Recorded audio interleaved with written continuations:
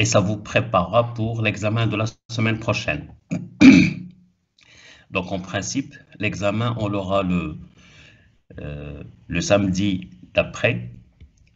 Donc, les examens commencent le lundi 4 et on aura la partie chimie organique le samedi 9 à 11 heures. Donc, de toute façon, vous allez recevoir le planning des examens et ça vous permettra de vous organiser pour préparer correctement votre contrôle. Donc, juste pour rappel, ce premier examen se fera à distance. On vous expliquera comment ça va se passer au niveau de la plateforme. Donc, certainement, ça sera la plateforme Moodle que vous connaissez, que vous avez déjà utilisée, peut-être l'année dernière. Et les questions donc, vont être en fonction de ce que nous avons vu, les chapitres que je vous ai expliqués la dernière fois. Donc, il y aura des questions, soit auxquelles vous avez plusieurs réponses, vous en choisissez les bonnes réponses, ou alors vous aurez à répondre à des questions, bon, par exemple une molécule pour laquelle il faut donner un nom, par exemple. Voilà, donc aujourd'hui, comme je vous ai dit, on va le consacrer à la correction des examens. Je commence par partager l'écran avec vous.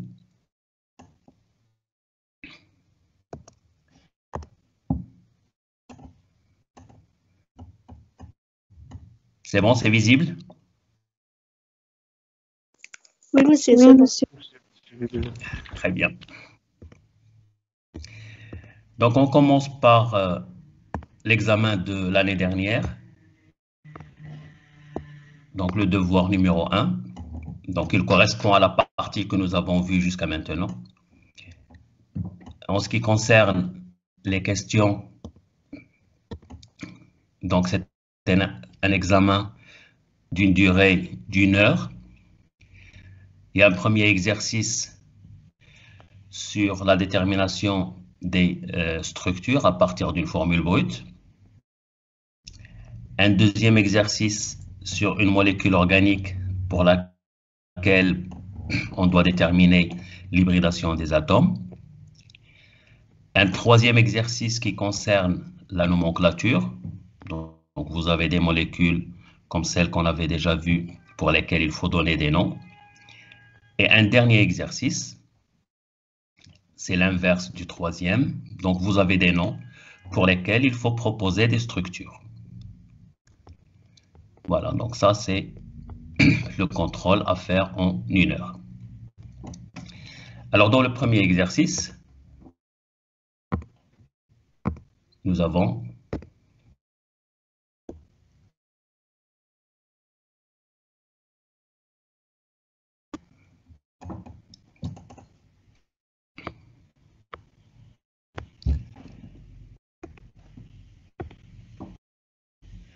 donc nous avons ici l'acide propanoïque. L'acide propanoïque, c'est 3 atomes de carbone. C'est l'acide CO2H. Donc c'est un CH3 CH2. La formule brute étant C3H6O2. Donc on a quelques informations sur cette molécule. Et la question, ce qu'on nous demande, donner en écriture simplifiée 8 isomères de fonction. Donc isomères de fonction et en plus acyclique. Acyclique, ça veut dire pas de cycle. Alors la formule brute, c'est 3H6O2. Le degré d'insaturation, c'est 2 fois 3 plus 2 moins 6 sur 2 qui est égal à 1. Ce degré d'insaturation, c'est ce qu'on trouve dans la fonction acide, COOH. Donc, pour trouver les isomères de fonction, nous avons 3 atomes de carbone en écriture simplifiée. On a un degré d'insaturation est égal à 1 et on a 2 oxygènes. Donc, on commence par degré d'insaturation, une double liaison, et l'oxygène. Donc, pour trouver les 8 isomères qu'il faut, donc il y en a plusieurs, mais on ne nous demande que 8. Bon, il faut être méthodique pour trouver les différentes structures. Alors, il nous reste l'oxygène, un oxygène. Bien, si je mets l'oxygène sur ce carbone, on revient sur la fonction acide. Donc, normalement, l'oxygène ne sera pas sur ce carbone, mais on peut le placer sur ce carbone. OH. Donc, ça vous permet d'avoir une première structure. On peut déplacer la fonction OH maintenant sur ce carbone. Ça vous donne une deuxième structure. Et vous pouvez aussi avoir l'oxygène en milieu de structure.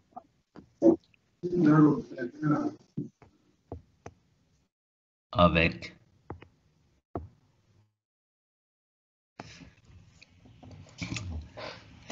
cette structure comme ça. Ou l'oxygène, on peut aussi l'avoir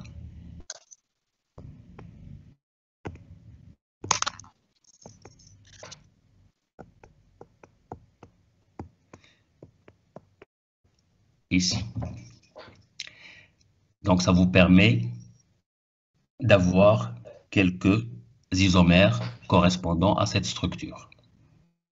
Éventuellement, on peut aussi avoir la double liaison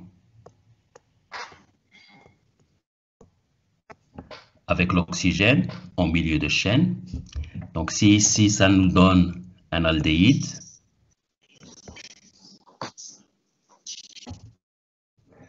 donc on voit bien que c'est un isomère de fonction. Ici, on va avoir une cétone. C'est toujours isomère de fonction. Donc, il nous reste un oxygène. Donc, on peut avoir la fonction alcool sur ce carbone.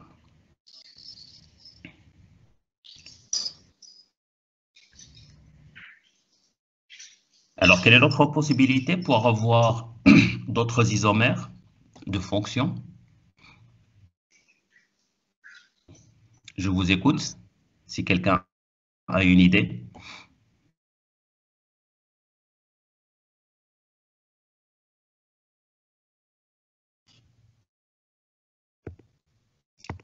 Alors, ici, nous avons un degré d'insaturation qui est égal à 1. Ce degré d'insaturation dans ces molécules, nous l'avons placé dans le carbonyle, une double liaison entre le carbone et l'oxygène. Le degré d'insaturation égal à 1, ça peut aussi être un cycle. Mais par contre, dans l'énoncé, on nous dit que c'est une molécule acyclique. Donc, il n'y a pas de cycle. Le degré d'insaturation peut aussi être une double liaison entre 2 atomes de carbone.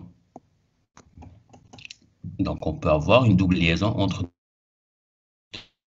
2 atomes de carbone. Les 2 oxygènes, bien, on peut avoir un oxygène sur ce carbone et un oxygène sur ce carbone. Donc, ça vous donne un isomère de fonction de l'acide propanoïque.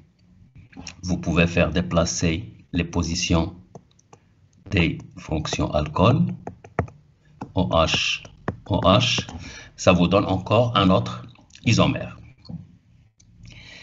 Donc, à partir de là, vous pouvez construire 8 isomères qui répondent à cette première question. Donc, ici, par exemple,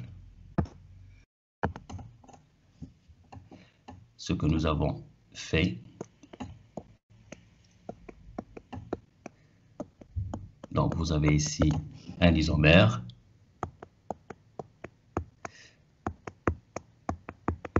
Un isomère.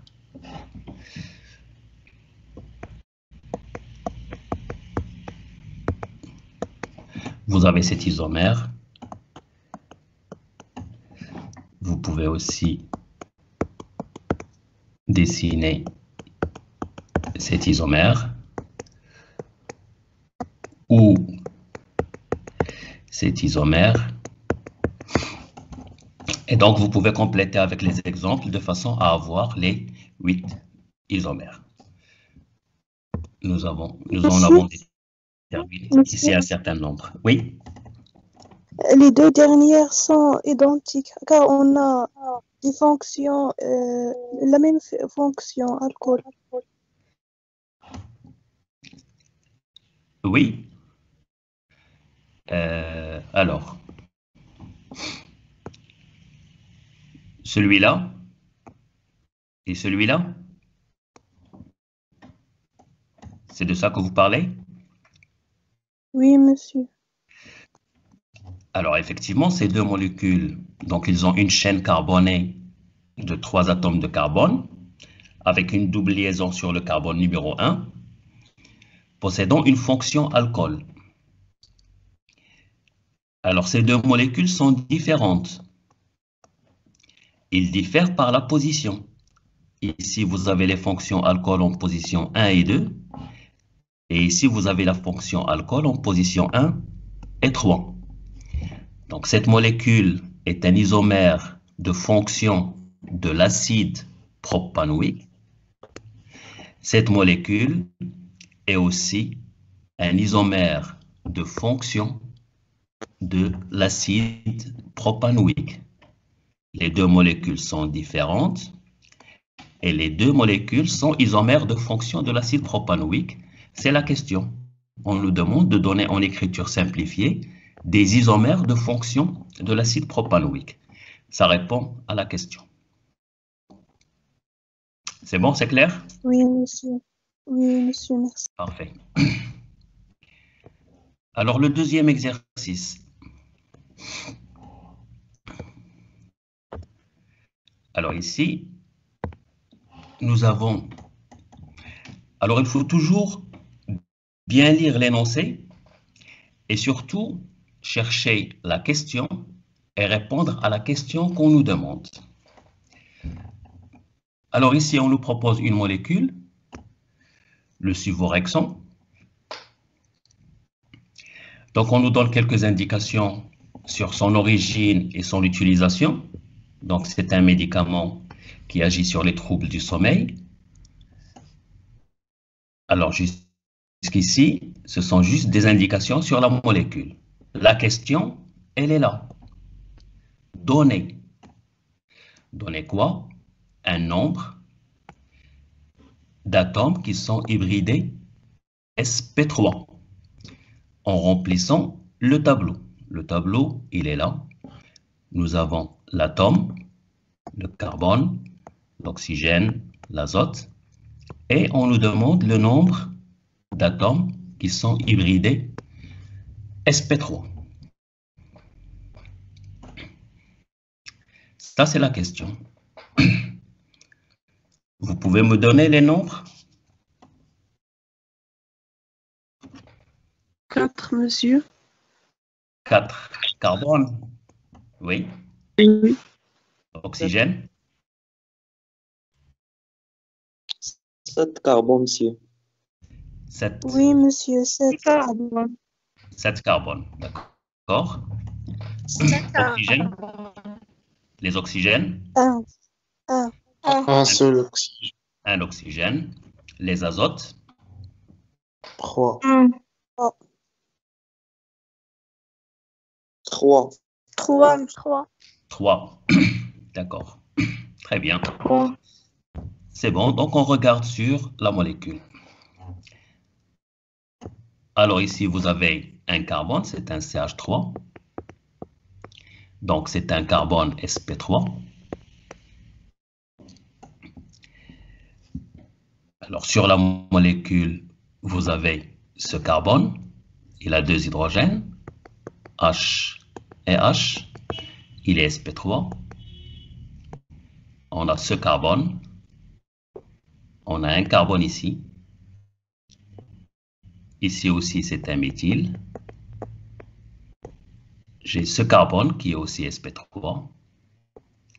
Et j'ai ici un carbone sp3.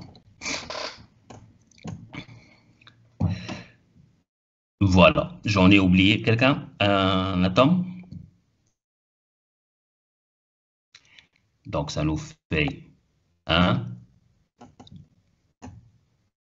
2, 3, 4, 5, 6,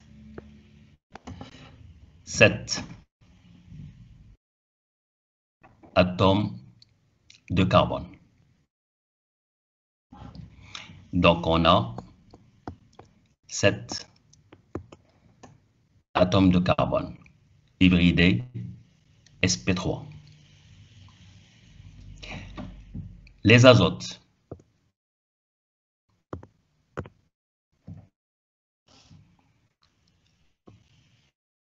On a ici un azote hybridé sp3.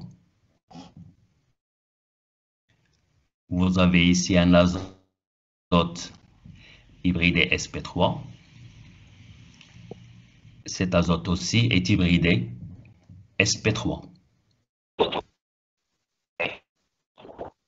Celui-là est hybridé sp2, sp2, sp2. On a donc effectivement 3 azotes hybridés sp3.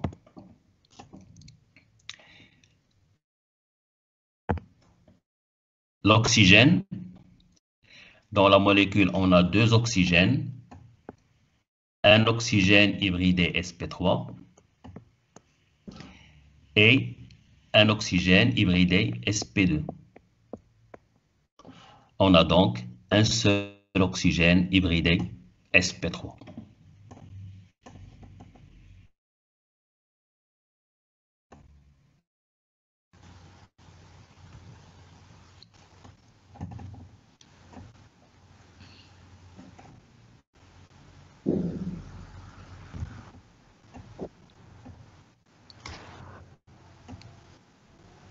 C'est bon, c'est clair?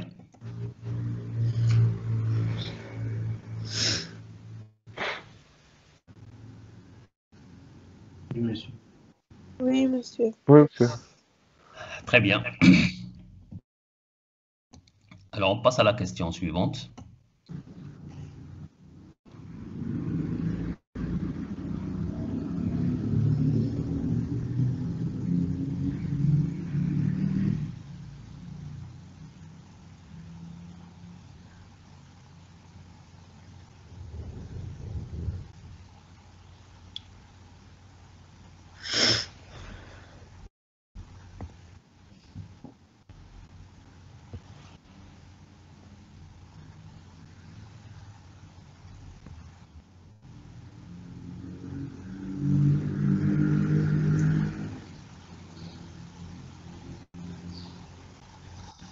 Alors ici, on vous demande de nommer, selon la nomenclature systématique, les molécules suivantes.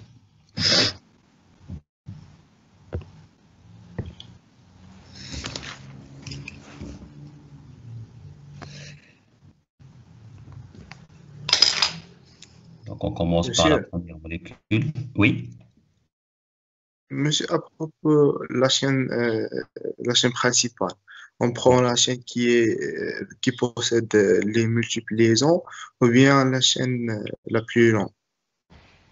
c'est la chaîne la plus longue. D'accord, monsieur.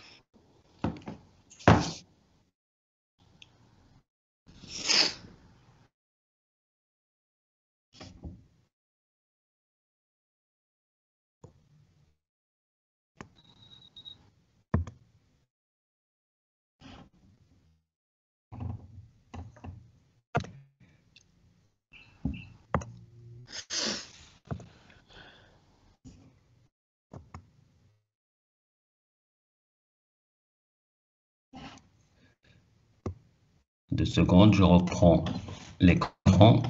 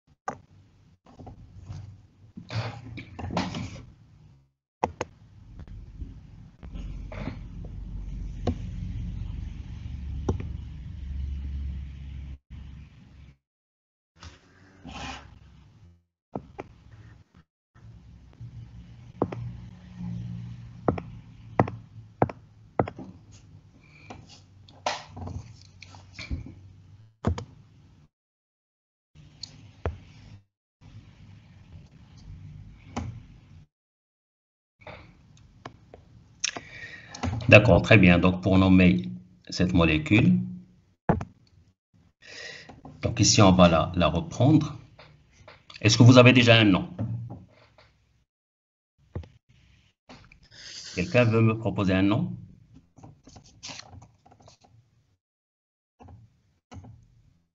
Monsieur, Oui, je vous écoute. 2,3,3 triméthylhexane. 2, 3, 3, méthylhexane.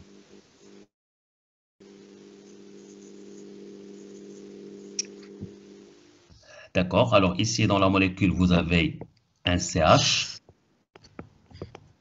lié à CH3, CH3. Il est lié à C, CH3, CH3. Un CH2 3 fois, c'est-à-dire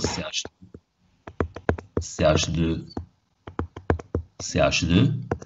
Et enfin un CH3.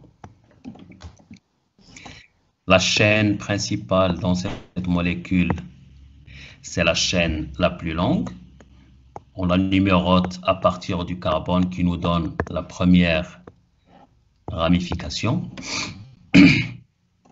Donc, on a une chaîne de 7 atomes de carbone. Donc, ce n'est pas hex, mais c'est hept.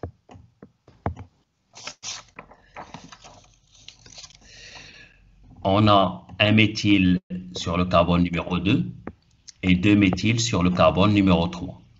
Donc, 2, 2, 3, 3, triméthylheptane. C'est bon?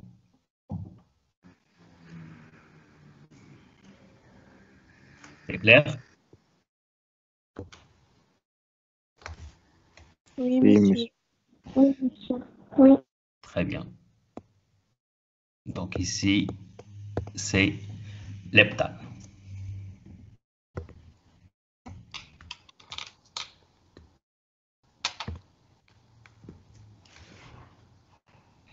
La molécule suivante, donnez-moi un nom. Monsieur, Oui, 3,7 diéthyl, 3, 3,7 diéthyl, diéthyl. Oui, 2,8 triméthyl, 2, 8. Triméthyl. Oui, DEC5N, j'ai pas entendu. DEC5N, X. Oui, là, DEC5N, DEC. OK.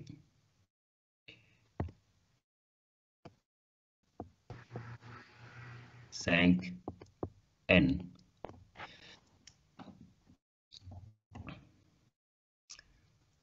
D'accord, très bien.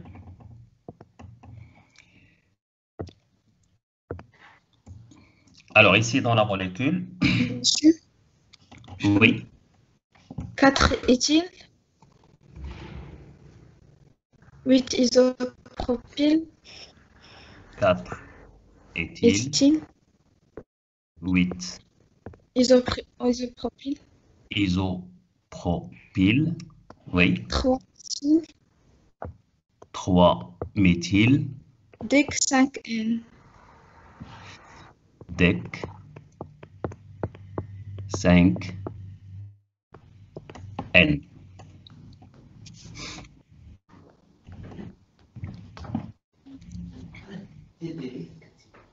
révision organique. Très bien.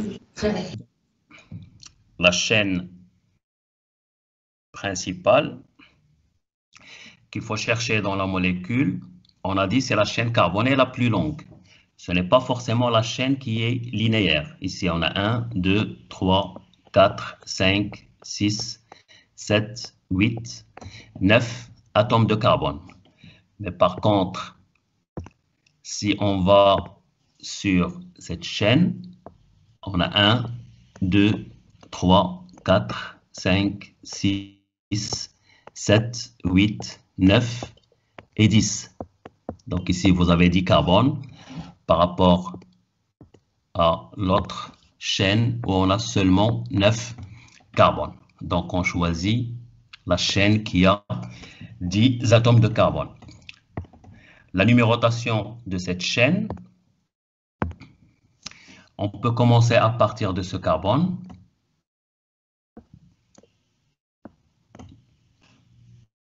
Ou commencer à partir de ce carbone. Cette numérotation, la première ramification, on l'obtient sur le carbone numéro 2. Et ici, la première ramification, on l'obtient sur le carbone numéro 3. Donc, on choisit l'autre numérotation, pas celle-là. Avec cette numérotation, nous avons dans la molécule un méthyle et un méthyle. Donc, on a un triméthyle.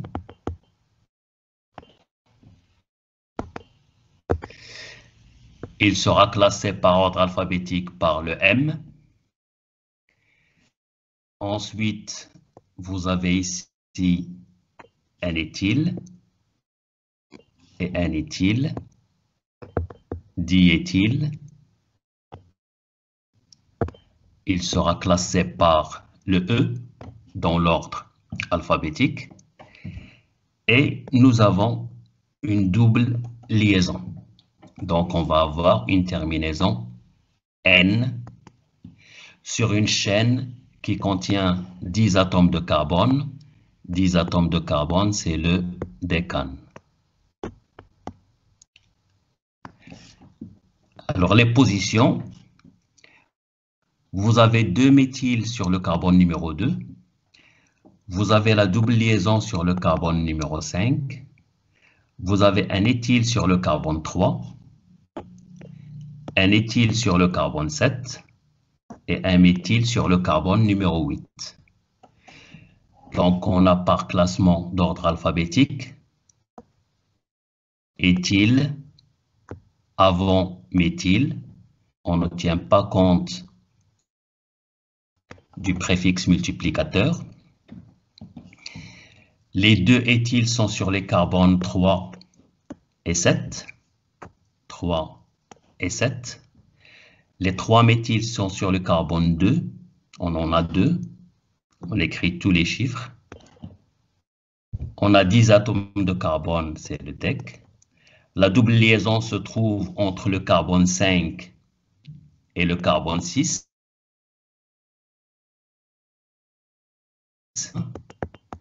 On donne l'indice N à la double liaison, donc l'indice 5, et la terminaison N. Donc le nom de cette molécule, c'est le 3,7-diéthyl 2,2,8-triméthyl DEC 5N. Monsieur, Oui, Pourquoi est-ce qu'on a choisi les deux carbones sur la croix et pas les deux autres carbones qui sont en rouge et entourés en vert? Ça va constituer quand même 10 carbones pour la chaîne principale. Mais on aura un autre nom pour les 4 autres carbones. Lesquels? Je ne vois pas votre proposition. Monsieur, le carbone numéro 1 et 2, Oui. pourquoi on les a choisis sur cette croix et pas les autres carbones en rouge?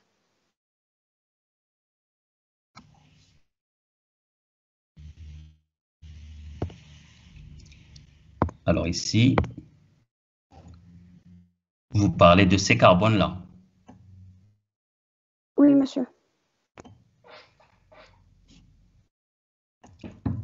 Alors, c'est ce qui correspond au nom qui est écrit ici en rouge. C'est ça? Non, monsieur. D'accord. Oui, monsieur. Monsieur, on aura tertiobutyle au lieu de isopropyl. C'est ce qui correspond. Oui. D'accord. Donc, on peut choisir cette chaîne ici. C'est ça? Oui, monsieur. Oui, monsieur. D'accord. Donc, ici aussi, vous avez 10 carbones. D'accord? Alors, sur cette chaîne en rouge, j'ai un substituant qui est le tertiobutyle. J'ai un substituant qui est le méthyle. Et j'ai un substituant qui est l'éthyle. J'ai 3 radicaux. Ou 3 ramifications. Par contre, sur la chaîne que nous avons choisie, pour le nom, vous avez 2 éthyles et vous avez 3 méthyles. On a donc 5 radicaux ou 5 ramifications. Là, c'est clair? Oui, monsieur. Alors, quand on cherche la chaîne principale, la définition, c'est la chaîne la plus longue et qui contient le plus de ramifications, qui contient le plus de liaisons multiples, mais la plus longue. Ici, on se trouve avec 2 chaînes carbonées de 10 atomes, une qui contient 3 radicaux et une qui contient 5 radicaux. On choisit celle qui a le maximum de ramifications. Oui, Et monsieur, donc, c'est clair. le nom qu'on va garder pour la molécule, c'est celui-là. Monsieur, Oui, on a demandé aussi dans l'énoncé de faire la nomenclature systématique, non oui, pas l'usuel. c'est la nomenclature systématique, c'est ça, c'est ce qu'on est en train de faire. Alors, la nomenclature systématique, c'est dans laquelle vous utilisez les règles telles qu'elles sont définies, ce que nous avons vu. On continue.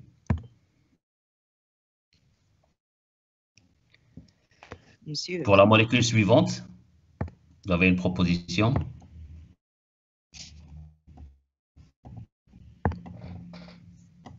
Monsieur, Oui, allez-y.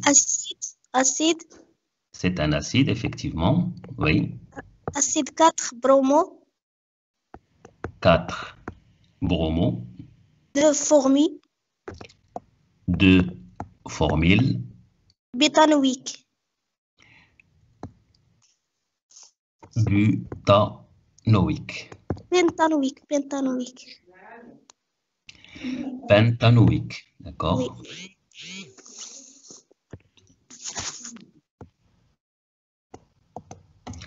Pentanoïque. Bien.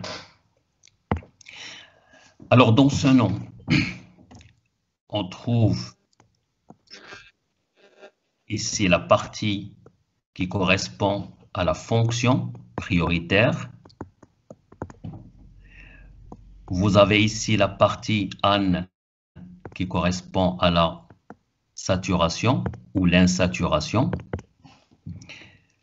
Vous avez pent 5 qui correspond à la chaîne principale.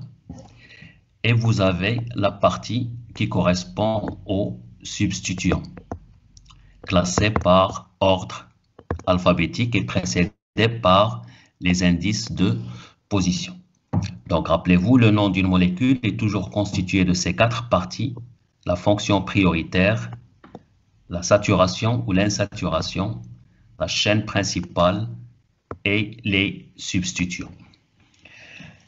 Alors, dans cette molécule, nous avons ici le CO et OH, ça correspond à la fonction acide. Vous avez le COH, ça correspond à la fonction aldéhyde. Et vous avez un brome. La première des choses, c'est de chercher la fonction prioritaire. C'est la fonction acide. Elle va nous donner la base du nom. C'est acide OIC. On cherche la chaîne principale, c'est la chaîne carbonée la plus longue. Donc, on a 1, 2, 3, 4, 5 atomes de carbone. C'est le pent. La numérotation va donner le plus bas indice à la fonction prioritaire. La fonction aldéhyde, qui n'est pas prioritaire, donc elle va être nommée en préfixe. C'est le formyle. Elle se trouve sur le carbone numéro 2. Le brome qui se trouve sur le carbone numéro 4, c'est le bromo. Commence par un P. Il est classé avant F par ordre alphabétique. Le formyle sur le carbone numéro 2 et le brome sur le carbone numéro 4. Donc, c'est bien l'acide 4-bromo 2-formyle pentanoïque. Une autre nomenclature qu'on peut faire pour ce type de fonction, ce sont les fonctions qui contiennent un atome de carbone. Dans la fonction acide, nous avons un atome de carbone. Dans cette première nomenclature, ce carbone fait partie de la chaîne principale. Mais on peut considérer la fonction avec son carbone. Et dans ce cas, ce n'est plus OIC, mais c'est carboxylique. Et donc, la chaîne principale va commencer à partir de ce carbone. Donc, on va avoir 1, le carbone 2, le carbone 3 et le carbone 4. Alors, rien ne change, sauf la numérotation et la chaîne principale. Donc, ça va être toujours un nom qui est aussi accepté dans la nomenclature systématique. Donc, ça sera l'acide. Maintenant, le brome sur le carbone numéro 3. Le formyle sur le carbone numéro 1. Vous avez maintenant 4 atomes de carbone, c'est le butane. Et la fonction carboxylique.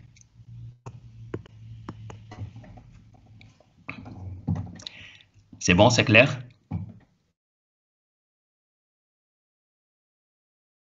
Des questions?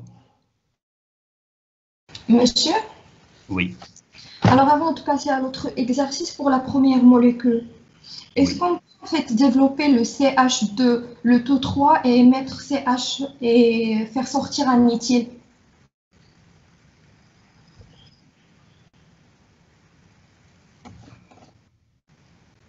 Sur la première molécule? Oui. Oui, qu'est-ce que vous voulez faire? Alors pour le CH2, le taux 3, en fait, on va le développer pour... Il y a des coupures, je ne vous entends pas bien. Alors, monsieur, je vous ai dit, est-ce qu'on peut développer le CH2, le tout O3, pour avoir un CH et faire sortir un éthyle, CH2,5, H5. Celui-là? Vous parlez bien de cette partie? Non, monsieur, non. Alors, Le, laquelle? le carbone suivant. Ici? Oui. D'accord. Bon, alors ici, vous faites attention à l'écriture semi-développée. Alors, quand on écrit C, CH3, 2 fois. Et quand on écrit CH2, 3 fois. Alors, dans la première, ce qui se répète, c'est le CH3. Et nous l'avons 2 fois sur ce carbone. Ça se traduit par un C, CH3 et CH3. CH3, c'est un carbone donc, qui est saturé. Il va être en bout de chaîne. Dans la deuxième, ce qui se répète ici 3 fois, c'est le CH2. Et quand vous avez un CH2, il lui faut 2 liaisons. Donc, il va être lié ici à un atome de carbone. Donc, c'est ce CH2 qui sera répété 3 fois. Une deuxième fois et une troisième fois. Donc, ici, on ne peut pas la voir comme radicale, mais c'est une chaîne. Donc, vous faites attention à l'écriture en semi-développé. Ici, ça correspond à la chaîne carbonée. Ça se répète et donc, on va l'écrire en semi-développé. Par contre, ici, vous avez un CH3 et le CH3, c'est un bout de chaîne. C'est bon, ça répond à votre question? Oui, monsieur, merci. Très bien.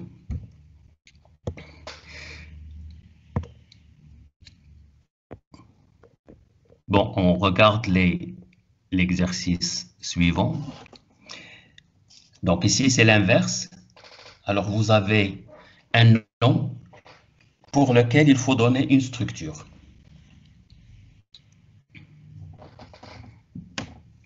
On le fait directement, je vous laisse un petit moment de réflexion.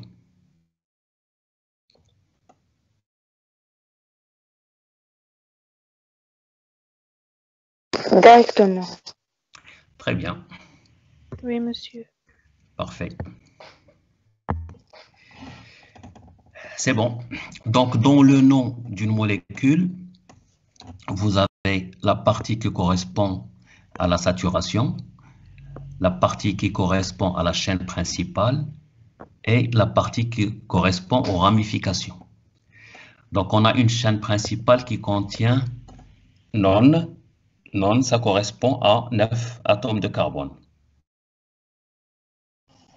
9 atomes de carbone en écriture simplifiée.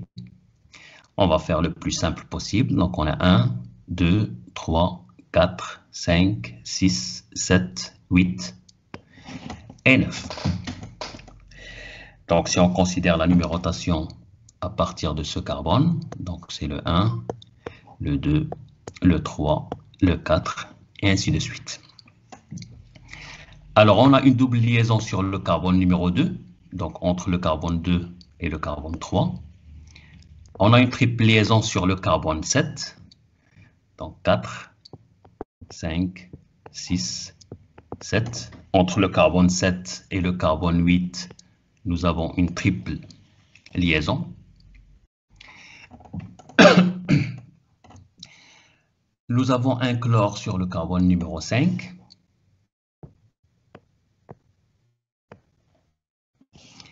N-éthyle sur le carbone numéro 6, CH2, CH3, et un isopropyl sur le carbone numéro 4, isopropyl, CH, CH3 et CH3.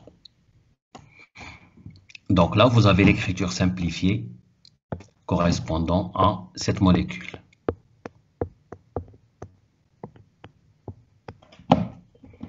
C'est bon, c'est clair?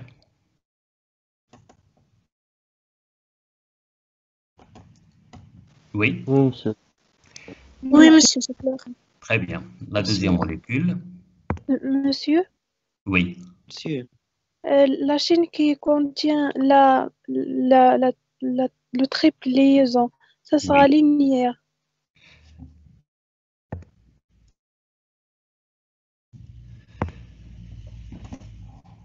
Alors, bon, effectivement, le carbone qui a une triple liaison, c'est un carbone hybridé sp.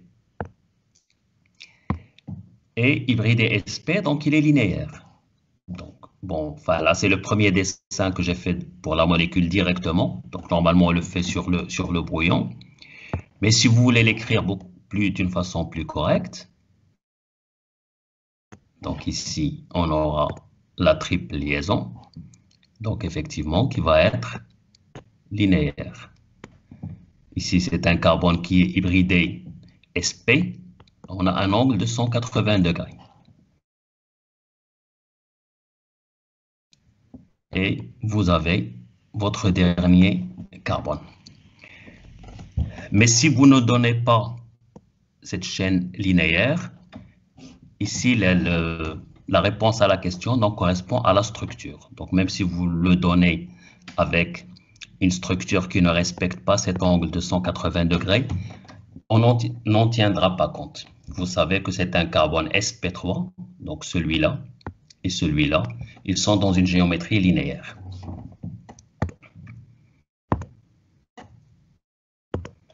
D'accord, monsieur, merci. La molécule suivante, donc vous avez la fonction prioritaire, c'est la fonction amide. La saturation, donc c'est une molécule saturée. La chaîne principale, 6 atomes de carbone. Et sur cette chaîne principale, vous avez ces ramifications. On a 6 atomes de carbone, 2, 3, 4, 5 et 6. On place la fonction prioritaire, c'est la fonction amide. C'est un CONH2. La numérotation commence par le carbone qui contient la fonction prioritaire. Vous avez la fonction thioxo sur le carbone numéro 4. Thio, c'est le soufre. Donc, il s'agit ici de la double liaison vers l'atome du soufre.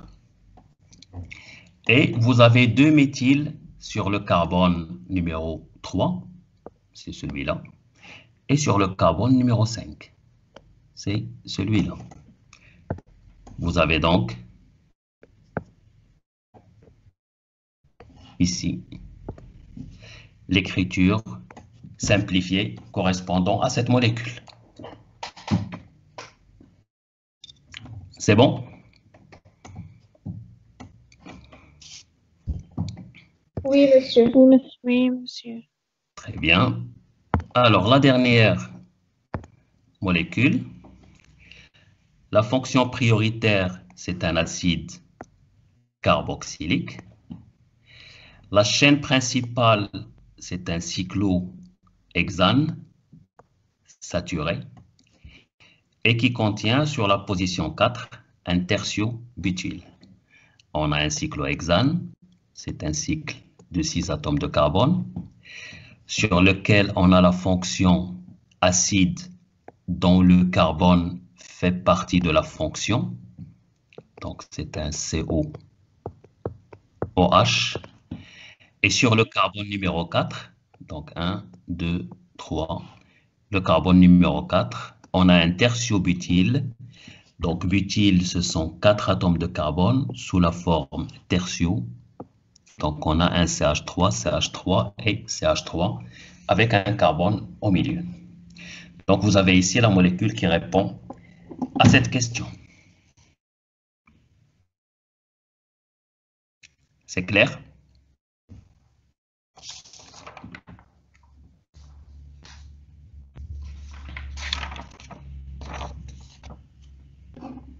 Oui, monsieur. Très bien. Parfait.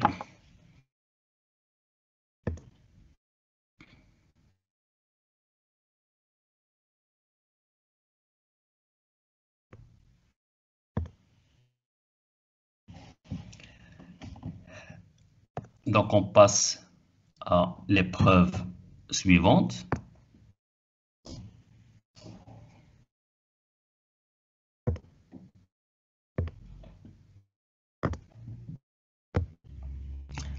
Donc, l'examen de 2017-2018.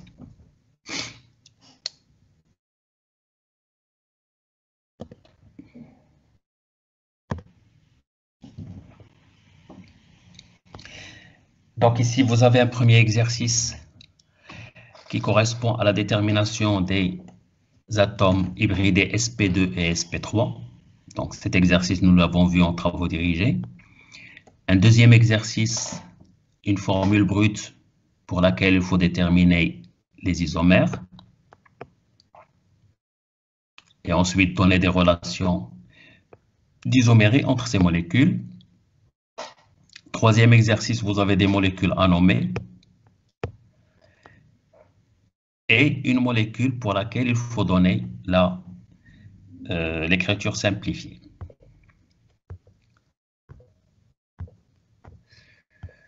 Voilà, donc on ne revient pas sur le premier exercice, donc vous l'avez déjà vu. L'essentiel, c'est de trouver... Monsieur? Oui.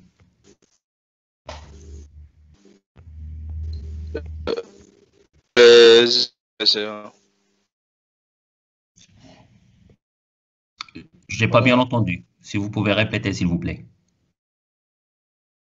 L'exercice qu'on vient de finir. Oui. On a la fonction tertiaire. Et vous avez mis seulement la fonction tertiaire, c'est S. Oui. Vous avez mis seulement un seul S.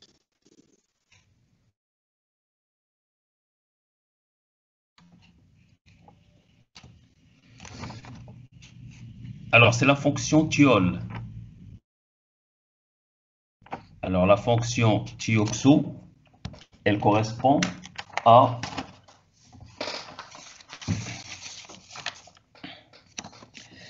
Alors, thioxo, c'est la même chose que le carbonyle. Alors, on a soit le CO, soit le CS.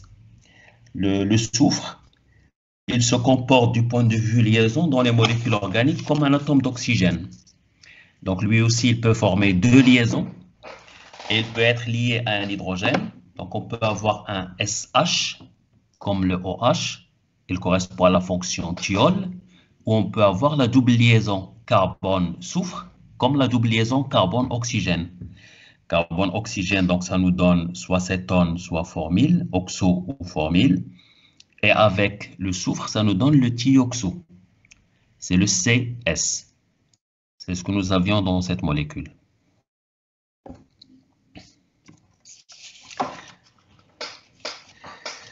Alors ici, donc une molécule pour laquelle il faut déterminer les types d'hybridation des différents atomes, carbone, azote ou oxygène, sp3 ou sp2. L'exercice, vous l'avez vu, donc je ne reviens pas dessus. Alors, on nous demande de donner en écriture simplifiée les différents isomères de constitution possible de la molécule de formule brute C4H10O. Alors, pour cette molécule, le degré d'insaturation, donc 2 fois 4 plus 2 moins 10, le tout divisé par 2. Donc, ça vous donne un degré d'insaturation qui est égal à 0. On n'a pas de double liaison, ni de triple liaison, ni de cycle. Alors, les isomères de constitution, ça correspond à l'isomérie plane. C'est l'enchaînement des atomes qui change. Donc, pour trouver les isomères, donc là, il faut le faire d'une façon méthodique. On n'a pas de formule qui nous permet de déterminer le nombre d'isomères d'une molécule à partir de sa formule brute, mais on peut construire ces isomères en fonction de la composition de la molécule. Ici, par exemple, bon, on ne va pas faire tous les isomères, mais je vous donne juste quelques indications. On a 4 atomes de carbone, donc on peut penser à une chaîne de 4 atomes de carbone. 4 atomes de carbone, c'est une chaîne linéaire. Il nous reste un oxygène, donc l'oxygène peut être sur le carbone numéro 1, ou l'oxygène peut être sur le carbone numéro 2. Ici, ça vous donne 2 isomères de position. On a 2 chaînes carbonées de 4 atomes de carbone. Dans la première, OH sur le carbone numéro 1, OH sur le carbone numéro 2, la même fonction. Donc, on a 2 isomères de position. Alors, comme on peut avoir l'oxygène en milieu de chaîne? Donc, vous avez vos 4 atomes de carbone et l'oxygène au milieu. Ici, c'est une fonction alcool. Ici, c'est une fonction éther. Donc, nous avons ici 2 isomères de fonction.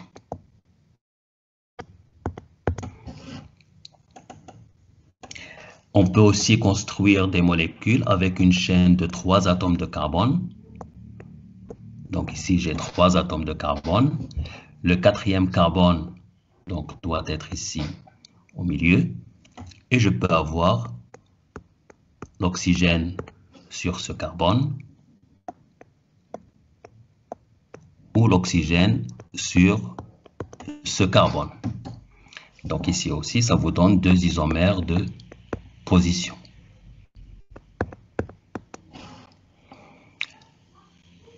Voilà, donc vous pouvez continuer pour construire les différents isomères correspondant à cette formule brute. Donc ici, nous avons répondu aussi à la deuxième question. La deuxième question. Monsieur, Oui. si on a une fonction éther, est-ce que par exemple éthyle, méthyle, éther et méthyle, éthyle, éther, ils sont 2 isomères ou sont la même chose? Alors,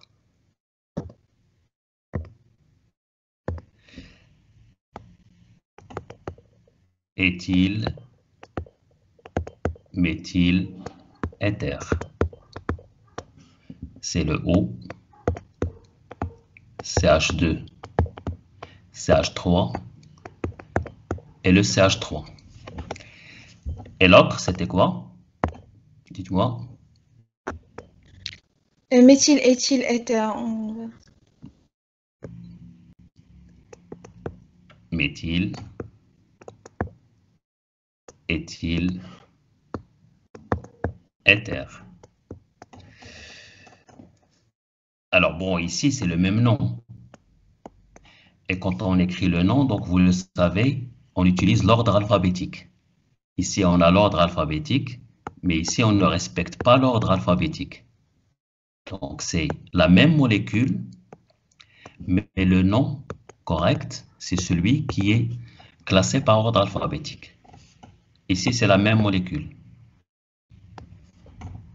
D'accord? Oui, monsieur, merci. Alors ensuite, on vous demande de donner des noms aux molécules.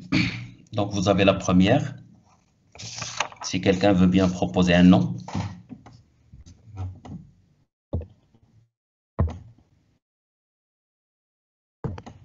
Je vous écoute. Monsieur, Oui. 2,6 diméthyloctane. 2,6 diméthyl octane.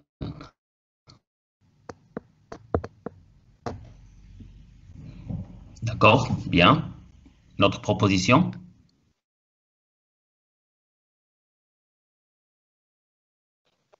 Monsieur, 3-éthyl, 2,4 diméthylhexane. 3 éthyl, 2,4 diméthyl,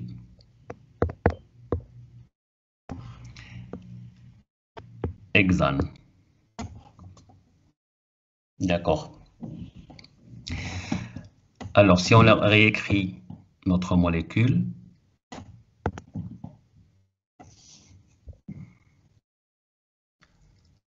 alors vous avez un CH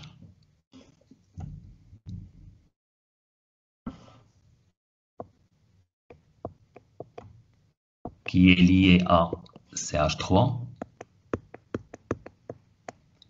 et qui est lié à C2H5. C2H5, c'est un CH2, CH3.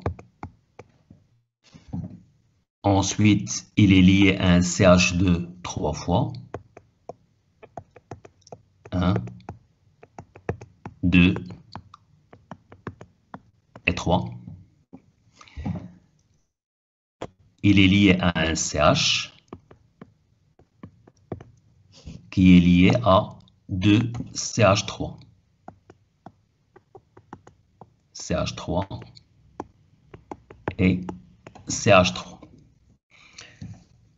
Voilà, donc nous avons ici notre molécule.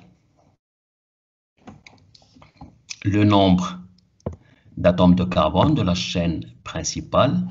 Donc ici, vous avez 1, 2, 3, 4, 5, 6, 7 carbones. Alors ici, j'ai 1, 2, 3, 4, 5, 6, 7 et 8 atomes de carbone. Donc, on a 8 atomes de carbone dans la chaîne principale. Octane. Et non pas hexane. La Monsieur, numérotation. CH2, la position 6. CH2, oui, tout à fait.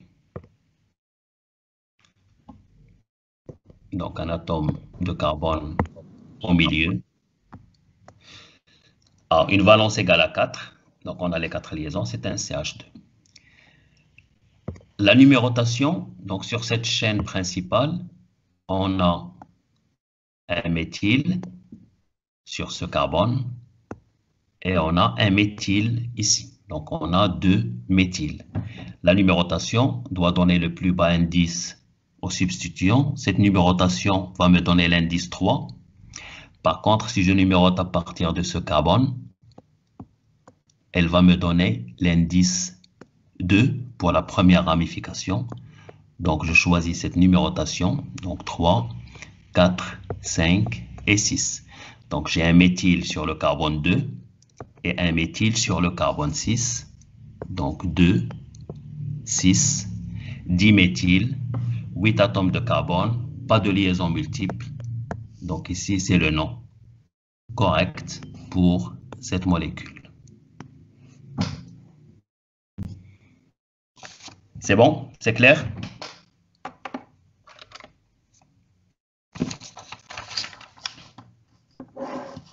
Oui, monsieur. La molécule suivante.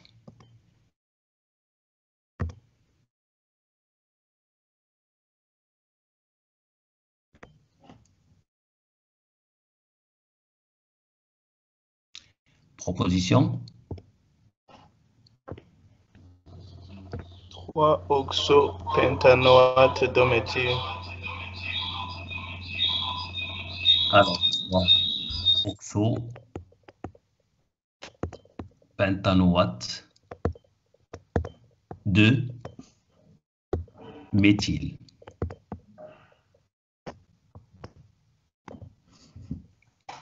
Monsieur, Oui.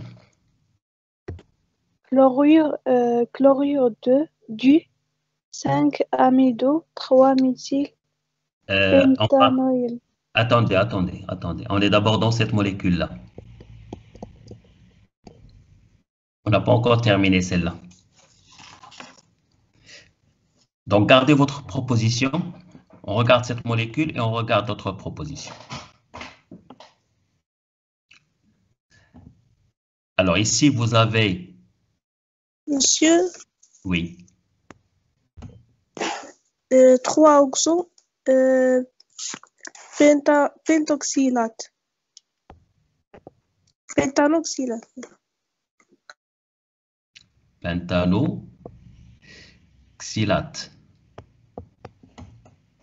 Bon. D'accord. Alors ici, nous avons un COCH3, CO2CH3. C'est un COOCH3. C'est la fonction COOR. C'est ce qu'on appelle la fonction ester. c'est la fonction ester. Alors, la fonction ester, quand elle est prioritaire, elle est nommée OAT d'alkyle. Sinon, elle est nommée alkoxycarbonyle. Alors, en même temps, dans cette molécule, vous avez un CO. Le CO, c'est un C double liaison oxygène. C'est ce qu'on appelle le carbonyle. Et quand vous avez le carbonyle en milieu de chaîne, ça nous donne la fonction cétone. Très bien. Alors, dans votre tableau, vous avez la fonction ester qui est prioritaire par rapport à la fonction cétone. Donc, cétone sera nommé par oxo. Et la fonction ester sera nommée par OAT d'alkyle. Ici, l'alkyle, c'est un seul atome de carbone, c'est le méthane. Alcane, alkyle, donc méthyle. OAT de méthyle. La chaîne carbonée, elle contient ici 1, 2, 3, 4, 5 atomes de carbone. C'est le pent. Donc, le nom de la molécule, c'est le 3-oxo-pentanoate de méthyle. C'est bon, c'est clair? Alors, la molécule suivante. Vous aviez une proposition tout à l'heure. Je vous écoute. Chlorure. Chlorure du 5-amido. Chlorure du 5-amido. 3-méthyl pentanoïl. 3-méthyl pentanoïl.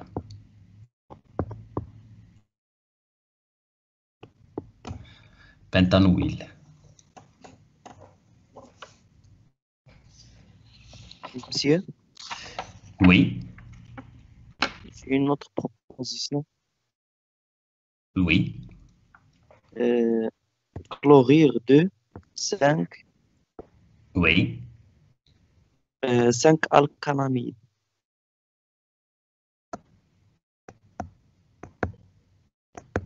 Alcanamide. Oui, 3 méthyl, oui. 3 méthyl, pentanoïl. Pentanoïl. D'accord, très bien. Alors, dans cette molécule, vous avez ici le CO, le carbonyle, avec NH2. c'est la fonction amide. Et vous avez le CO avec un halogène. Ici, le chlore, les halogènes, on les appelle les X. Donc ici, vous avez un halogénure d'acide.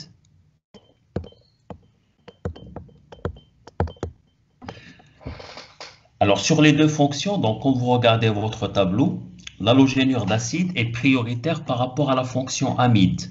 Donc, il sera nommé en fonction prioritaire. Ça sera halogénure au huile. Donc, chlorure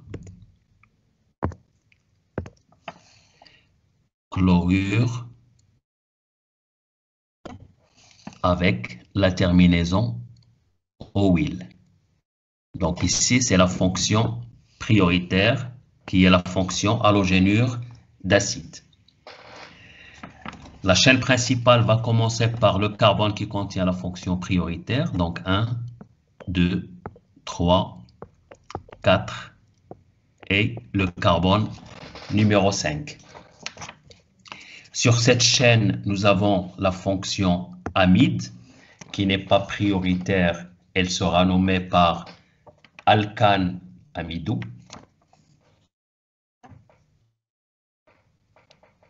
Ici. Alcane amidou qui va correspondre à la fonction amide. Et vous avez un méthyle sur le carbone numéro 3. Un méthyle sur le carbone numéro 3. Nous avons 5 atomes de carbone, c'est le pent pour 5 atomes de carbone. Et on n'a pas de liaison multiple, donc nous avons la terminaison ane. Donc le nom pour cette molécule, c'est le chlorure du 5-alcanamidou 3-méthylpentanouïl. Chlorure 5-amidou 5-alcanamidou 3-méthylpentanouïl.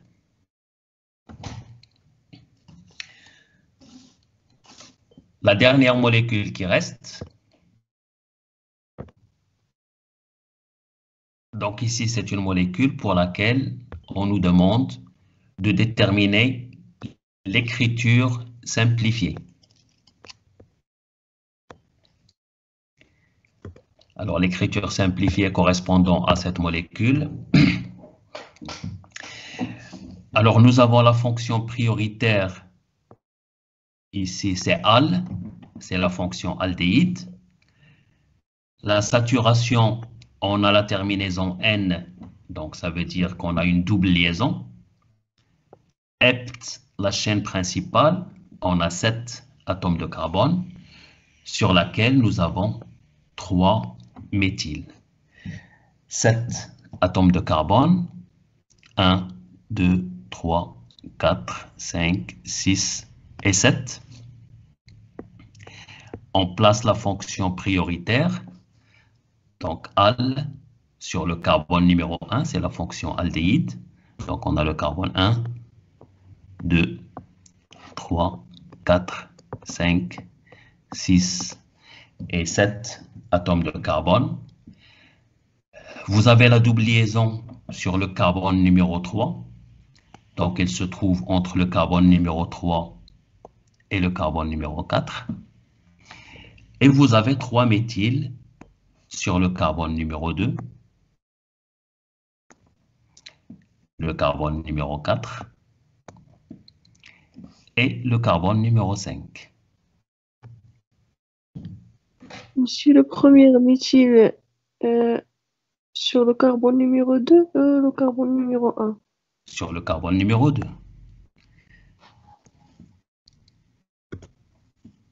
Ici, le carbone numéro 2. Voilà. Parce que sinon, si on le met sur le carbone numéro 1, ça ne sera plus un aldéhyde, mais ça sera une fonction cétone. Voilà, donc ici, vous avez l'écriture simplifiée correspondant à cette molécule.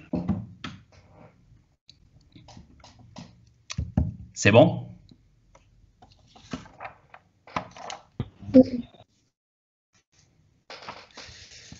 Très bien. Bon, on peut continuer avec un dernier exemple. Pardon, merci. Oui.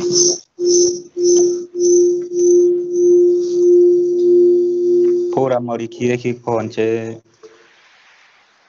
amido, Oui. est-ce qu'on ne peut pas nommer l'oxo et amino comme substitut? Bon, alors ça, on l'a déjà discuté. Donc, vous faites attention avec le carbonyle. Alors, quand vous avez la fonction CO,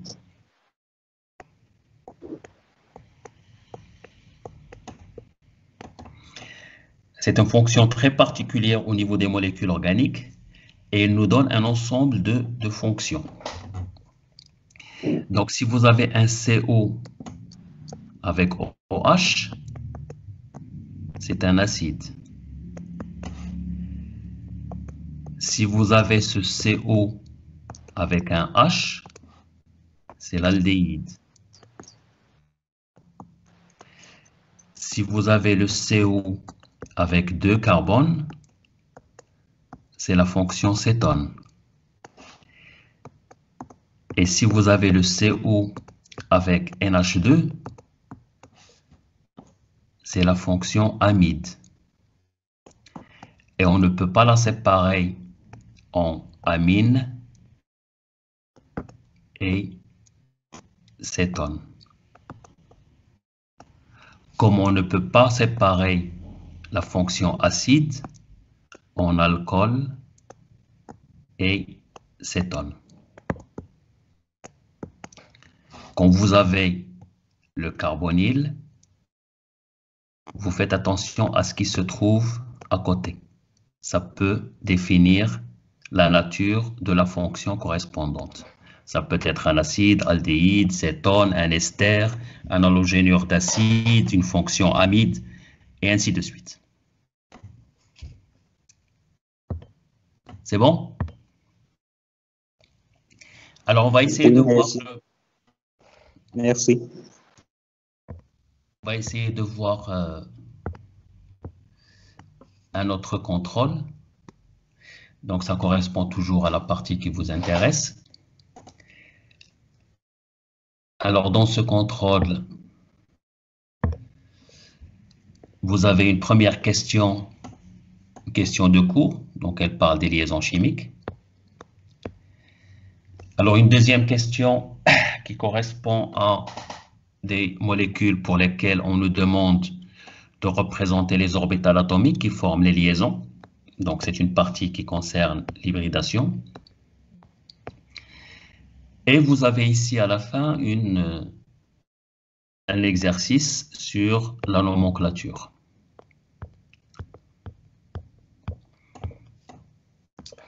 Donc, on va essayer de voir un petit peu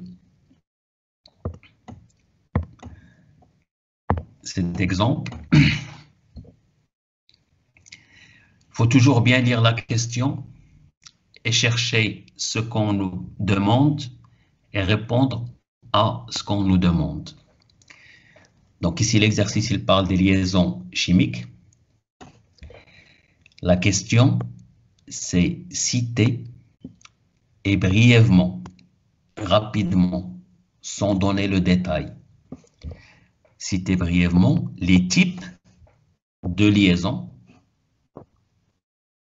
les plus importantes que nous avons dans les molécules organiques.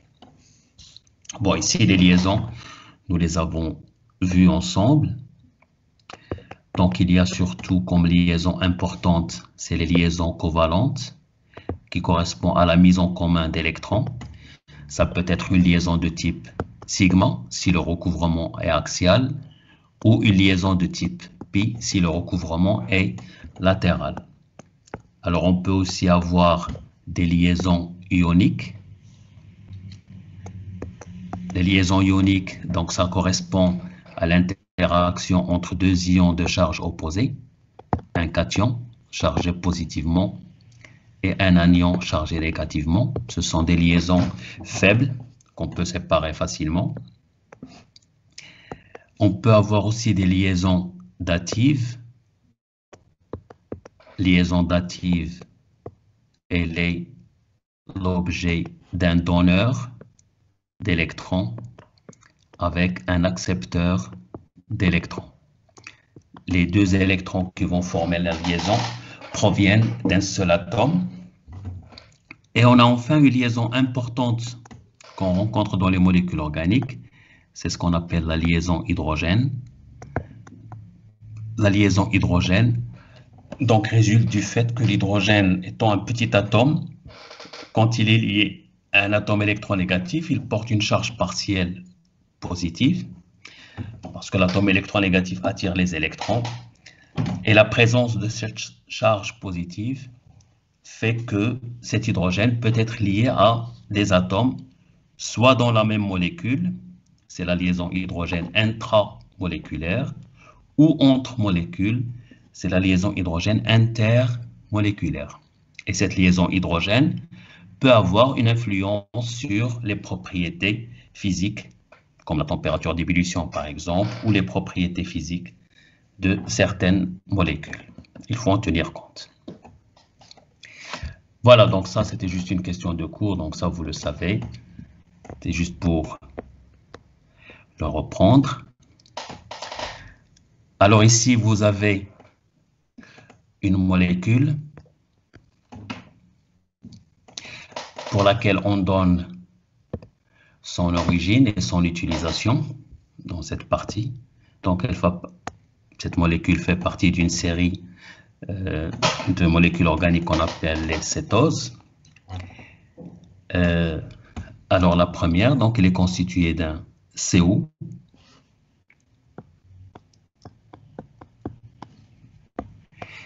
avec un CH2OH et un CH2OH.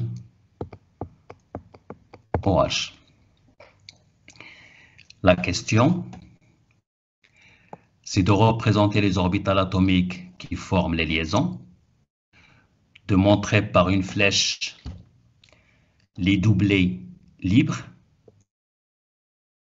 dans une molécule et de donner la formule développée spatiale pour cette molécule.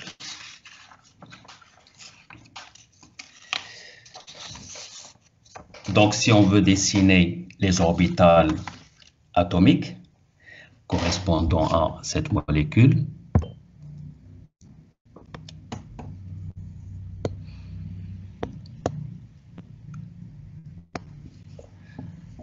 donc on a dit ici, il s'agit du CO,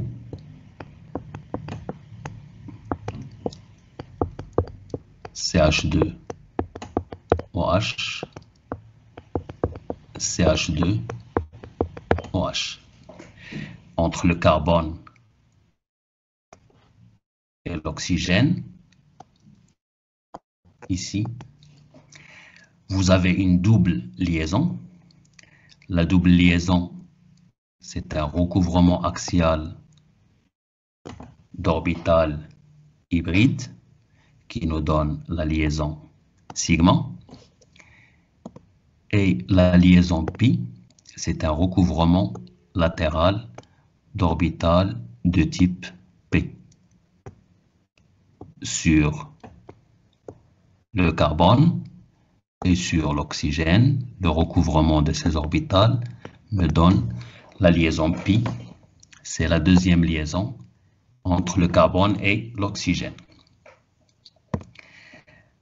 Donc, si on garde une orbitale de type P, ça veut dire que l'oxygène est hybridé sp2 et le carbone est hybridé sp2.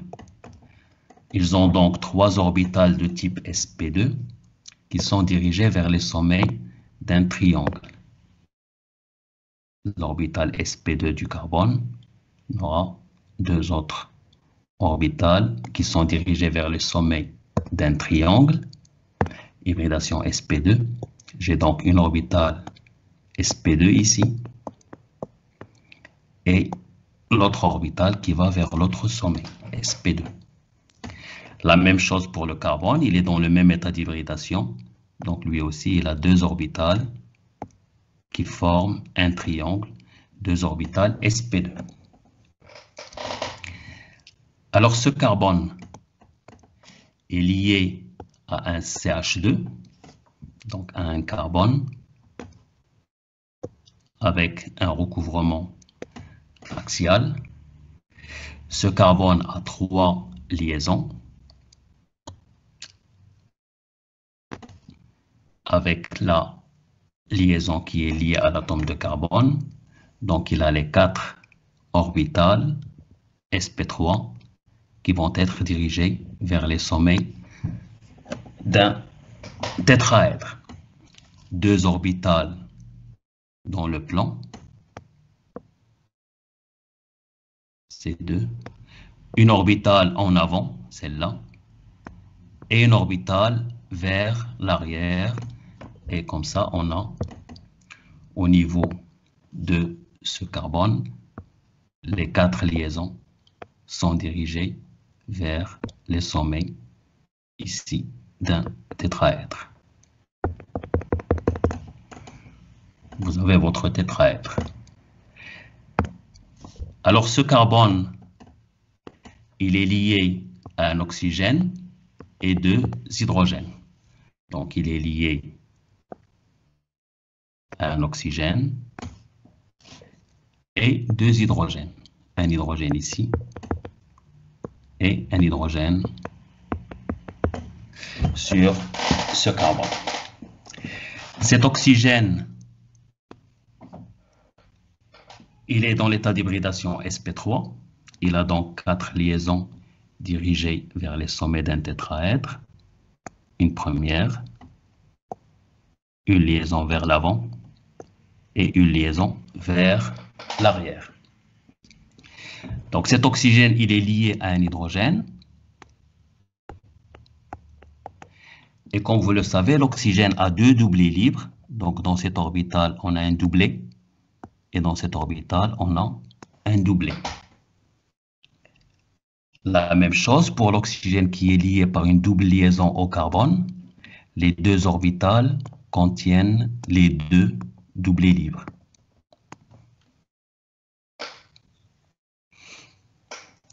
Donc nous avons construit cette partie de la molécule. Il faut construire l'autre partie qui est identique. Vous avez donc un carbone sp3 qui est lié ici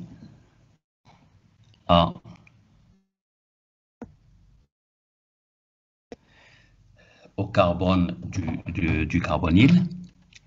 Et nous avons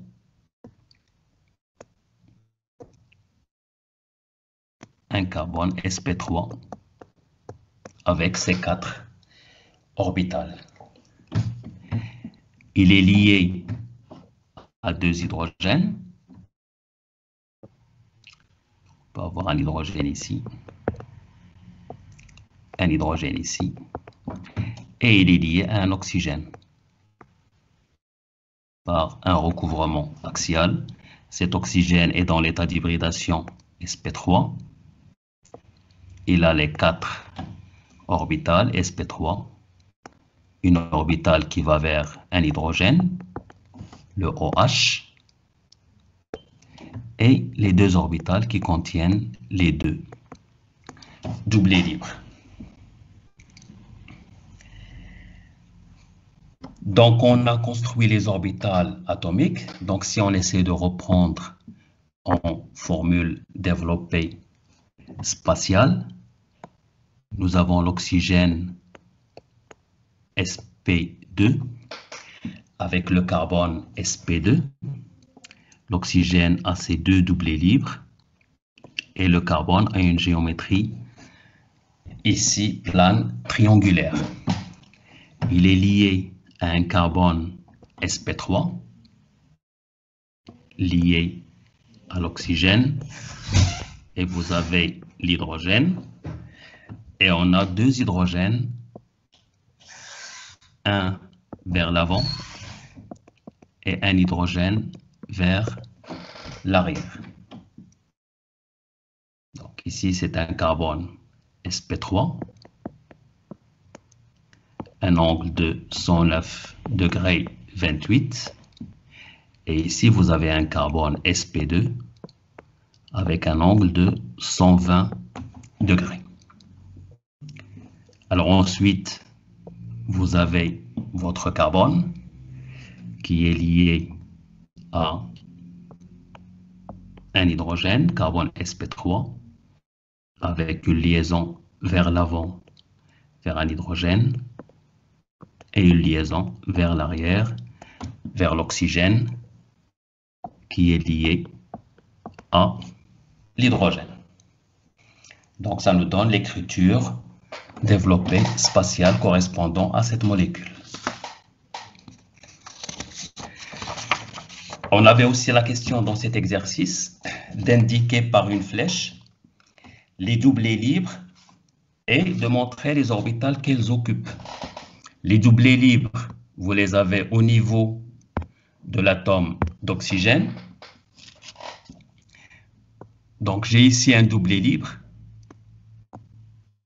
et j'ai ici un doublé libre. Donc celui-là et celui-là se trouvent dans des orbitales de type sp2, puisque l'oxygène est hybridé sp2. Sur l'autre oxygène, j'ai aussi les doublés libres, un doublé et un deuxième doublé. Mais ici, ces orbitales sont de type sp3. Donc les doublés se trouvent dans les orbitales sp3 quand l'oxygène est hybridé sp3 et se trouvent dans des orbitales de type sp2 quand l'oxygène se trouve dans l'état d'hybridation sp2.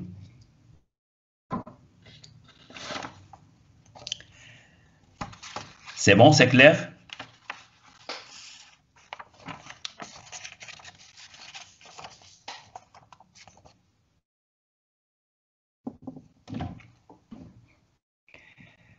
Je vous laisse reprendre le schéma avant de passer à la question suivante.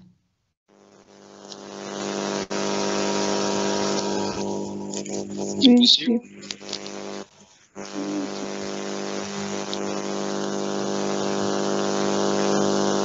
Monsieur, Oui. Comment on peut placer les orbitales lorsqu'on est dans le plan perpendiculaire au tableau et dans le plan du tableau? Bon, pour les orbitales. Donc, on a vu que normalement, on utilise le repère orthonormé. Vous utilisez le repère X, Y et Z. Et X. Alors, vous avez l'habitude d'utiliser ces repères. Donc, il suffit de vous placer dans l'espace par rapport à votre repère X, Y et Z. Alors, quand je dessine mon repère de cette façon, donc ça veut dire que le plan du tableau ou le plan de la feuille ou le plan du dessin, c'est le plan X, Y. Par contre, c'est le plan YZ, pardon. Donc ici, on est dans le plan YZ, qui est le plan de la feuille. Par contre, l'axe des X, tel qu'il est désigné comme ça, c'est un axe perpendiculaire au plan. Bon, et on est obligé de le dessiner dans le plan en perspective. Donc, quand je reprends les orbitales que j'ai ici, au niveau de l'atome de carbone, ici l'orbital de P, c'est l'orbital perpendiculaire au plan du tableau. C'est donc ici l'orbital de Px. Pour qu'elle soit parallèle avec celle de l'oxygène, ici aussi, je prends l'orbital de Px. Alors, ces deux orbitales sont perpendiculaires au plan du tableau et ça nous donne les trois autres orbitales sp2 qui vont être dans le plan du tableau, dans le plan YZ. Le choix entre l'orbital de PZ, de PY et de PX, c'est aléatoire. C'est un repère orthonormé. On peut avoir ici l'axe des X, on peut mettre ici l'axe des Y et mettre ici l'axe des Z. Ça ne change rien. Donc le choix de l'orbital de PX, de PY ou de PZ, c'est aléatoire. Mais une fois que j'ai choisi l'orbital de PX, ça veut dire que les orbitales sp2 vont être dans un plan perpendiculaire à cet axe. Donc c'est la seule condition qu'il faut suivre, définir votre axe orthonormé X, Y et Z et construisez vos orbitales atomiques en suivant cet enchaînement plan, axe et l'hybridation sp3 tétraédrique, sp2 qui va être triangulaire ou sp qui va être linéaire.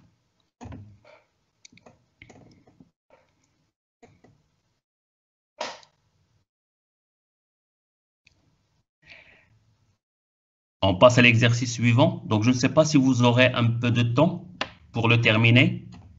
Ça dépend de ce que vous avez par la suite.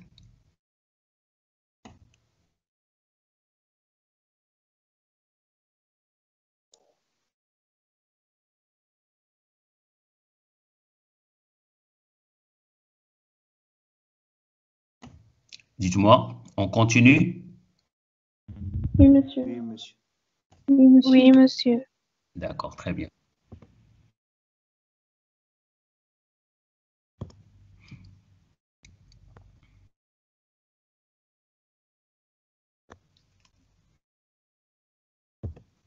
Alors, nous avons ici une première molécule. Vous proposez un nom.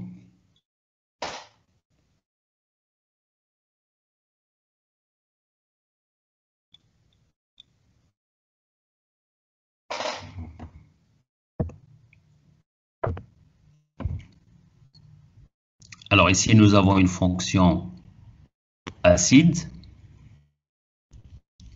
et nous avons une fonction alcool sur une chaîne qui contient 1, 2, 3, 4 et 5 atomes de carbone. La fonction acide est prioritaire, donc c'est acide OIC. Le suffixe correspondant à cette fonction. OH, la fonction alcool non prioritaire, c'est hydroxy. Vous avez 5 atomes de carbone, c'est le pent. On n'a pas de liaison multiple, c'est an. La fonction acide est sur le carbone numéro 1. 1 OIC. Et la fonction OH sur le carbone numéro 3. 3 hydroxy pentanoïque. L'indice 1 en bout de chaîne est facultatif. On peut aussi écrire pentanoïque, c'est aussi correct. Comme on peut utiliser la terminaison carboxylique.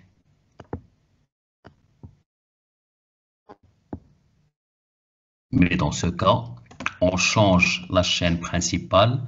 Ce n'est plus le pentane, mais c'est cette chaîne qui contient 4 atomes de carbone. Donc, ça va être le butane. C'est pas le pentane, pardon. C'est le butane carboxylique. Et donc, la fonction hydroxy sera sur le carbone numéro 2 et toujours en précédant par le mot acide pour indiquer qu'il s'agit de la fonction acide. Donc ici, les deux nomenclatures sont possibles. Oui? Monsieur, s'il vous plaît, on fait carboxylique si on a un siècle. Non? Alors, carboxylique, effectivement, c'est une nomenclature qui facilite le nom d'une molécule quand on a la fonction acide dans un cycle. Quand on prend un cycle, la chaîne principale, elle est cyclique. Et ce carbone ne fait pas partie du cycle. Ici, c'est le cyclopentane. Donc, pour faciliter la nomenclature, ce carbone ne rentre pas dans la chaîne principale. On l'appelle carboxylique. Mais on peut aussi l'utiliser en chaîne linéaire. Donc, rien n'empêche de l'utiliser en chaîne linéaire. La même chose pour le carbaldéhyde.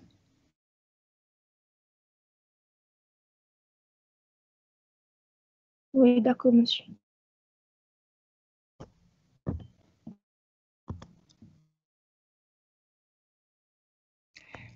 La deuxième molécule,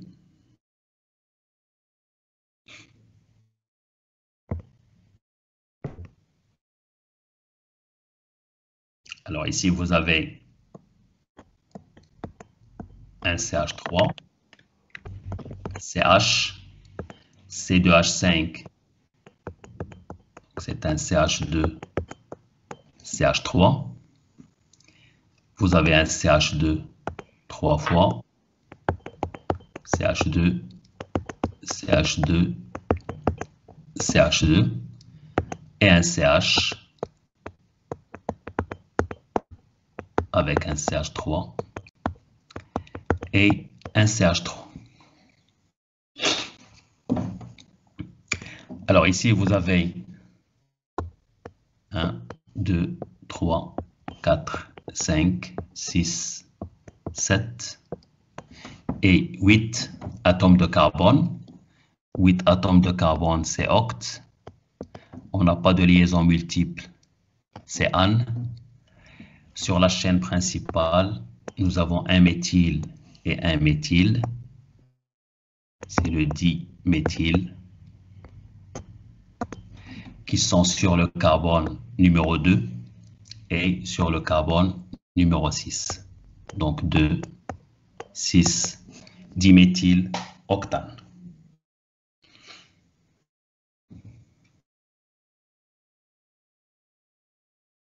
C'est bon, c'est clair?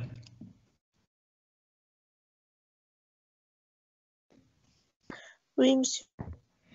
Oui, monsieur. La molécule suivante, vous avez ici un CO avec un O, CH2, CH3. C'est la fonction ester. Vous avez le carbonyle au milieu, c'est la fonction cétone. Et vous avez le carbonyle avec NH2, c'est la fonction amide. La fonction prioritaire ici, c'est la fonction ester, c'est OAT d'alkyle. Alkyle, c'est 2 atomes de carbone. 2 atomes de carbone, c'est l'éthyle, qui provient de l'éthane. Donc, la fonction prioritaire, c'est OAT d'éthyle, la fonction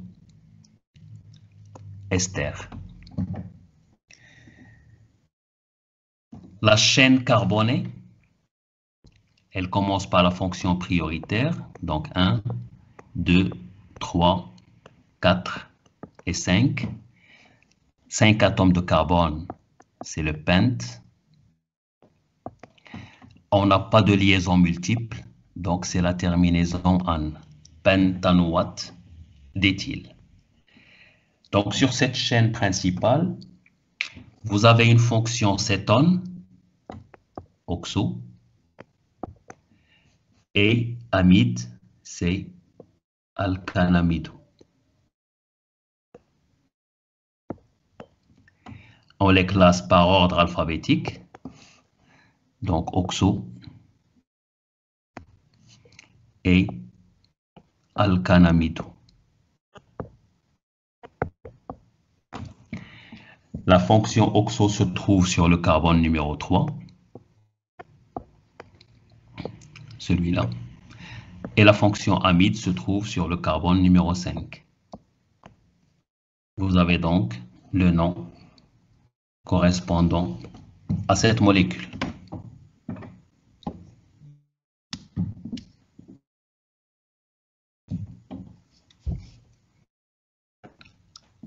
C'est bon, c'est clair? Oui, monsieur. Oui. Très bien. On passe alors à la dernière molécule, dans cet exemple.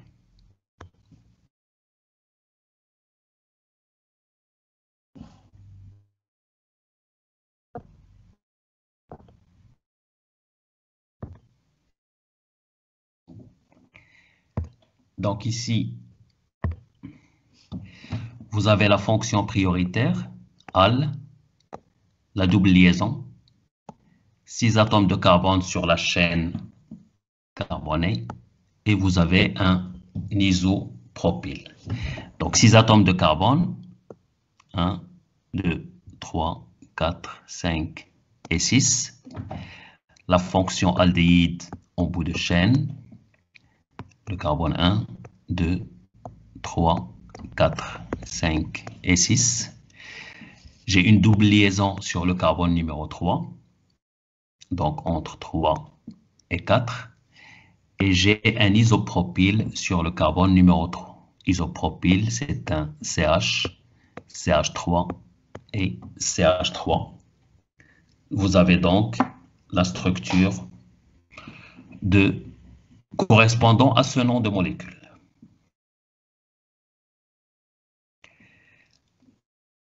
Voilà, donc il est 10h20. Je pense que vous avez une séance après. Si vous avez des questions. Monsieur, Oui, ici devant le O, il y a un H. c'est la fonction aldéhyde, effectivement. Ici, c'est un OH. Parce que si on avait un CO lié à un carbone et un carbone, ce n'est plus la terminaison al, mais ça doit être la terminaison on, qui correspond à la fonction cétone. Donc ici, on a bien un hydrogène. Monsieur, Oui, est-ce que vous avez le devoir de 2014-2015? En principe, oui. Si j'ai un problème au niveau de la nomenclature d'une molécule, de deuxième molécule. Je ne l'ai pas devant moi ici pour voir avec vous de quoi il s'agit. Mais vous, voilà, enfin, vous pouvez l'écrire sur un papier, le scanner et me l'envoyer par mail. Je vous répondrai. D'accord, monsieur, merci. Donc, si vous avez des questions, n'hésitez pas. Donc, vous pouvez m'envoyer soit par mail, soit directement sur Teams. Et on peut échanger ensemble au niveau des questions que vous aurez à poser. Merci, monsieur. Monsieur, pour une molécule HCl, on a dit que c'est une liaison covalente. Est-ce qu'on peut dire que c'est une liaison ionique entre un H+ et un Cl-? HCl, c'est une liaison ionique. Donc là, vous avez le H+ et Cl-. Donc HCl, c'est un acide fort. Donc si vous le mettez dans l'eau, il est dissocié rapidement en H+ et Cl-. Donc c'est beaucoup plus Donc, une c'est liaison pas une ionique. liaison covalente. C'est beaucoup plus une liaison ionique qu'une liaison covalente. Monsieur, s'il vous plaît, Oui. j'ai un problème de tautomérie. J'ai pas bien compris la tautomérie. Alors, la tautomérie, vous revenez à la partie du cours, donc dans laquelle nous avons vu les deux cas de tautomérie, entre la fonction alcool et la fonction cétone, ou entre la fonction amine et la fonction énamine. Oui, d'accord, monsieur. Alors, rapidement, donc, je peux vous donner quelques indications là-dessus. Merci, monsieur.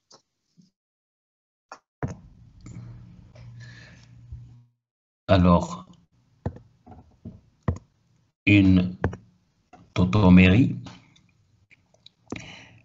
il s'agit d'une migration d'un atome d'hydrogène entre deux positions de la molécule. J'ai cette molécule, par exemple, et dans laquelle l'hydrogène va migrer entre ces deux positions. Ça se fait par une réaction dans les deux sens. Et donc, l'hydrogène que j'avais sur l'atome de carbone, il sera maintenant lié à l'atome d'oxygène. Et en même temps, on a une réorganisation électronique. La double liaison qui était entre les deux atomes, entre le carbone et l'oxygène, on va le retrouver entre les deux atomes de carbone. Donc ici, c'est une migration d'hydrogène par une réaction. Monsieur, on n'a pas le partage de l'écran. D'accord. Alors, c'est bon, je vais reprendre.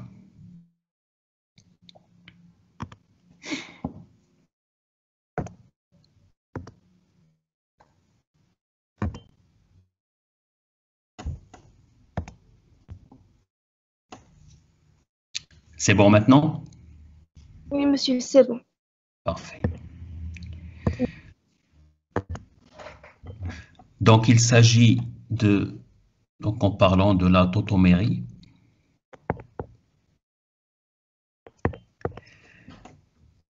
donc si on prend le carbonyle, le CO, il s'agit d'une réorganisation de la molécule, donc on appelle une migration d'un atome d'hydrogène, le plus souvent, entre deux positions de la molécule et qui se fait par une réaction qui se fait dans les deux sens. On peut passer de l'une à l'autre. Donc ici, l'hydrogène qui était lié à l'atome de carbone, maintenant il va être lié à l'atome d'hydrogène.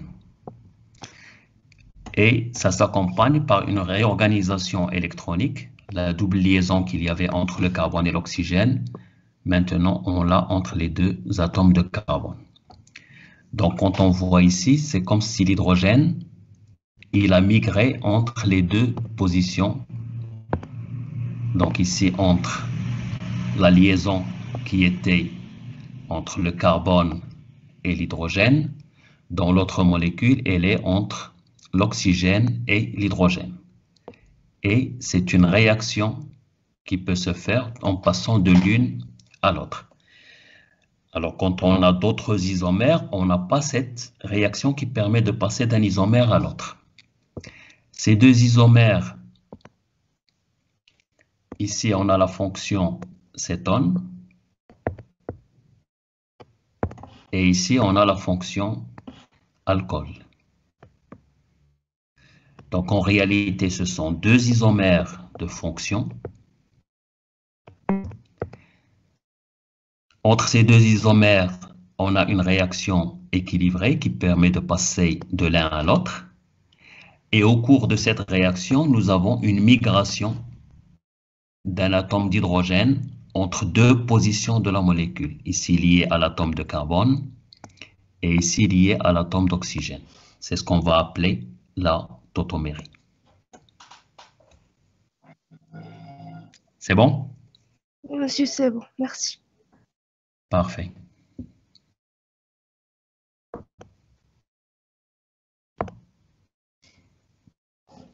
Monsieur, on a Oui. dit pour deux molécules, par exemple OH et H, on ne peut pas avoir une liaison hydrogène s'ils sont éloignés. Mais monsieur, par exemple, quel est l'exemple, l'angle maximal pour lequel on n'a pas cette liaison hydrogène ou bien la limite? Bon, en réalité, ce n'est pas un angle, mais on va plutôt parler d'une distance. Donc, la liaison, elle peut se faire tant que les atomes se trouvent à une certaine distance. Dépassant cette distance-là, on ne peut plus avoir cette liaison hydrogène. Donc là, ça va dépendre de la nature des molécules. Si les atomes sont proches, donc l'hydrogène il est proche d'une zone dans la molécule où il y a possibilité de cette liaison hydrogène, donc ça fait à peu près 2 ou 3 fois la longueur de liaison, on peut avoir cette liaison d'hydrogène. Mais sinon, il ne se fera pas d'une façon intramoléculaire dans la molécule, mais il peut se faire avec d'autres molécules. Donc, comme vous le savez, quand vous avez un composé, c'est un ensemble de molécules de même type. Et donc, on peut avoir ce type d'interaction entre les molécules. C'est ce qu'on appelle la liaison hydrogène intermoléculaire. Quand vous prenez l'eau, par exemple, ou un alcool, où il y a la fonction OH, les molécules d'eau ou les molécules d'alcool sont liées les unes aux autres par ces liaisons hydrogènes. C'est ce qui leur permet d'avoir des températures de changement d'état relativement élevées par rapport à la normale.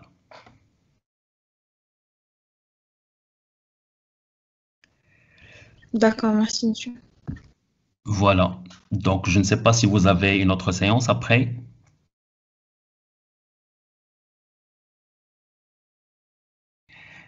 Oui, monsieur. Voilà. Donc, oui, très bien. Très bien. Donc, il est 10h30, je vous libère. Donc, je vous laisse le temps de récupérer.